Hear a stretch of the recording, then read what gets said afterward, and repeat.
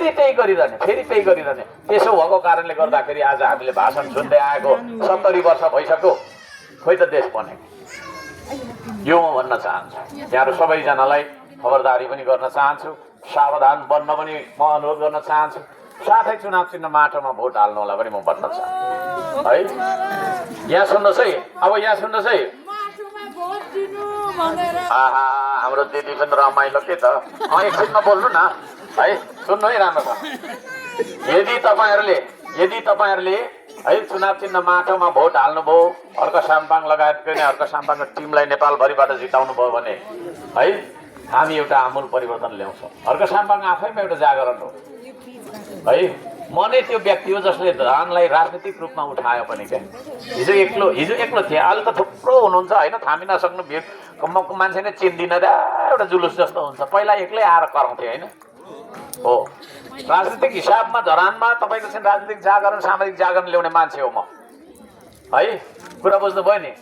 नेपालमा श्रमको अभियान चलाउने मान्छे हो म। आज तपाईँको चाहिँ मेचीदेखि महाकालीसम्म श्रमदाताहरू लाखौँको सङ्ख्यामा काम गरिरहेका छन्। कोहीले खोला सफा गरिरहेका छ, कोहीले बाटो बनाइरहेको छ, कोहीले के सारा तपाईँको चाहिँ होइन यो देश बनाउनुपर्छ भन्ने कुरा लागेका छ। त्यसको बिउ हो म, त्यो बिउ रोप्ने मान्छे हो म। त्यसो भएको कारणले गर्दाखेरि तपाईँहरूले मलाई भोट दिनुपर्छ। म जितेर जानु भनेको होइन, यो देशमा तपाईँको चाहिँ श्रम संस्कृतिको सरकार बन्नु भनेको तपाईँहरूको नानीहरूको दिन फर्किनु हो, गरिब दुखीको दिन फर्किनु हो, किसान मजदुरको दिन फर्किनु। यदि तर तपाईँहरूले फेरि गल्ती गर्नुभयो भने होइन, मैले भनिरहेको छु, मैले फेरि एकचोटि भन्छु, धरानमा सूर्यलाई भोट दिएर पठाउनु भयो भने के अरे तपाईँको सुनसरी एकले त्यो एक थान सांसद मात्रै हो, कुनामा गएर ढ्याप ढ्याप ढ्याप गर्छ, केपी ओलीलाई भोट दिन्छ है। मनोज भट्टराईलाई तपाईँको तारालाई जिताएर पठाउनु भयो भने उसले पनि कुनामा बसेर ढ्याप ढ्याप ढ्याप गर्छ, प्रचण्डलाई भोट हाल्छ है। सुजिन्द्र गोले रुखलाई तपाईँले चाहिँ भोट हाल्नु भयो भने उसले पनि कुनामा बसेर ढ्याप ढ्याप ढ्याप गर्छ, गगन थापालाई भोट हाल्छ। सरिन तामाङ उसलाई जिताएर पठाउनु भयो भने, घन्टीलाई जिताएर पठाउनु भयो भने त्यसले पनि कुनामा बसेर ढ्याप ढ्याप गर्छ, एक थान सांसद हो, उसले बालेन शाहले हाल्छ कि रवि लामी छानेले हाल्छ। तर हर्क साम्पाङ त्यो क्यान्डिडेट हो जसलाई तपाईँले जिताएर पठाइसकेपछि ऊ आफै प्रधानमन्त्रीको उम्मेदवार हो, किनभने श्रम संस्कृति पार्टीको संस्थापक अध्यक्ष हुँ म। त्यो कुरा पनि तपाईँहरूले बुझ्नुपर्छ है। म जे गर्न सक्छु उहाँहरूले गर्न सक्नुहुन्न, लेखेरै दिन्छु म। 3.5 वर्षमा मैले तपाईँको सारा संसारले चिन्ने गरी धरानलाई चिनाइदिएँ होइन है। हरेक ठाउँमा जान्छु, डोको तपाईँको चाहिँ माला लिएर मान्छेहरूले मलाई स्वागत गर्नुहुन्छ। त्यो हरेक मालामा तपाईँहरूको अधिकार छ। कुरा बुझ्नुभयो नि। हरेक त्यो माला, जुन माला मलाई पोखरामा लगाइदिन्छ, सुर्खेतमा लगाइदिन्छ, तपाईँको ताप्लेजुङमा लगाइदिन्छ, नेपालभर लगाइदिन्छ नि, त्यो हरेक सम्मानमा धराने जनताको अधिकार छ, किनभने तपाईँहरूले मलाई चान्स दिएको हो नि त, हो कि होइन है। धरानलाई मैले धरानको साखलाई कहाँदेखि कहाँ पुर्याइदिएँ है, यो कुरा पनि तपाईँहरूले बुझ्न जरुरी छ। हिजोको धरान र हर्क साम्पाङ आएपछिको धरानमा फरक है। आज हेर्नुहोस्, धरानमा मान्छे पहिला चाहिँ तपाईँको 500 जना आउँथ्यो भने अहिले तपाईँको 5000 10,000 आउँछ मान्छे दैनिक। हाम्रो पार्क हेर्नलाई मात्रै पनि आउँछ है। हर्क साम्पाङको इन्टरभ्यू नै लिउँ न त भनेर पनि तपाईँको आइरहेको हुन्छ राष्ट्रिय पत्रकार।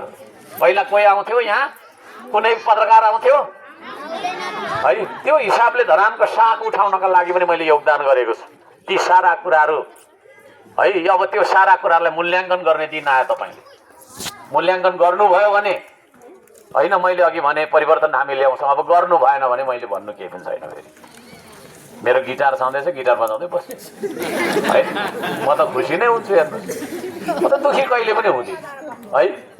अँध्यारो होस् या उज्यालो होस्, दुःख होस् या सुख होस्, भिरमा हो या समतलमा होइन, हिमालमा हो या तपाईँको चाहिँ तल एकदम खप्तडमा, म सधैँभरि एउटा सरल रेखामा बगिरहने मान्छे है। धेरै मान्छे हो के गरे मुद्दा हाल्छ है, कतै विचलित हुन्छ कि मलाई केहीले पनि छुँदैन